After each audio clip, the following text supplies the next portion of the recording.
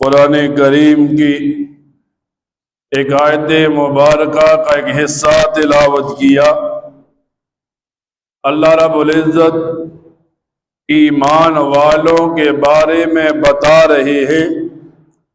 کہ اللہ تعالی نے ایمان والوں کے جانوں اور مالوں کو خرید لیا،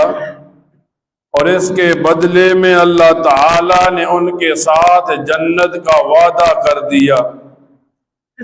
ایک انسان دنیا میں آتا ہے، دنیا میں آنے کے بعد انسان کا ایک ہی مقصد ہوتا ہے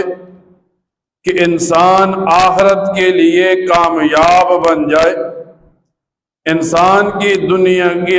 ساری دنیا کی زندگی کا مقصد صرف آخرت کی کامیابی کا دار و مدار ہوتا ہے۔ حدیث کی کتابوں میں آتا ہے، نبی کریم صلی اللہ علیہ وسلم فرماتے ہیں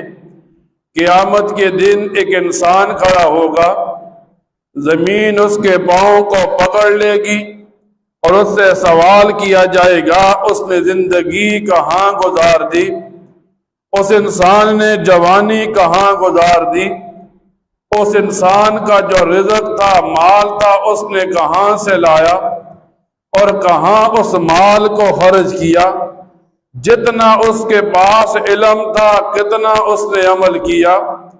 جب یہ 5 سوالوں کے جواب نہیں دے گا، زمین اس کے پاؤں کو نہیں چھوڑے گی۔ تو اللہ تعالی انسان کو بھیجتا ہے،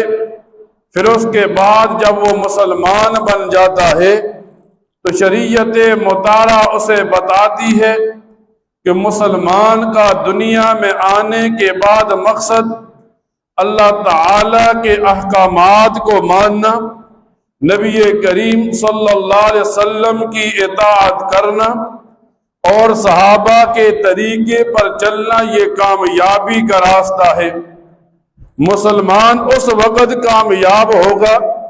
جب وہ رحمان کے طریقے کو اپنائے گا، اور مسلمان اس وقت ناکام بن جائے گا جب وہ شیطان کے راستے پر چل پڑے گا۔ اب ایک مسلمان دنیا میں آیا تو اسے بتایا گیا،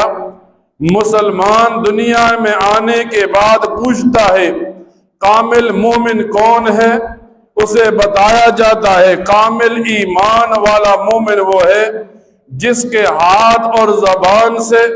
دوسرا مسلمان محفوظ رہے، یعنی نہ کسی کو ہاتھ سے تکلیف پہنچائے نہ کسی کو زبان سے تکلیف پہنچائے۔ لیکن علماء کتابوں میں لکھتے ہیں ایک آدمی دنیا میں آتا ہے اور دنیا میں آنے کے بعد اس انسان کی 3 حالتیں بن جاتی ہیں۔ ایک تو وہ انسان ہے دنیا میں آیا، اپنی خواہشات کے پیچھے لگ گیا، اب ہر وقت اس کے ذہن میں ہے میرے ذہن میں جو خواہش ہے یہ پوری ہو جائے، اور جب ان خواہشات میں لگتا ہے پھر وہ اللہ تعالی کے احکامات کو توڑتا ہے، پھر وہ نبی کریم صلی اللہ علیہ وسلم کے طریقے کو چھوڑتا ہے۔ اس انسان کی مثال علماء یوں دیتے ہیں، فرمایا اس انسان کی مثال اس بکری کی، بھینس کی، گائے کی طرح ہے جس کے ایک طرف اس کا بچہ باندھا ہوا ہے، دوسری طرف چارہ پڑا ہوا ہے، اور یہ جانور چارے کے لیے اپنے بچے کو بھول جاتا ہے۔ اسی طرح یہ انسان دنیا میں اپنی خواہشات کی وجہ سے اللہ کے حکموں کو بھول جاتا ہے، نبی کریم صلی اللہ علیہ وسلم کے طریقوں کو بھول جاتا ہے۔ فرمایا جب یہ خواہشات پوری کرتے کرتے دنیا سے جاتا ہے، آخرت کی منزلوں میں اس کے لیے ناکامی کا راستہ کھلتا ہے۔ پھر بعض ایسے ہیں،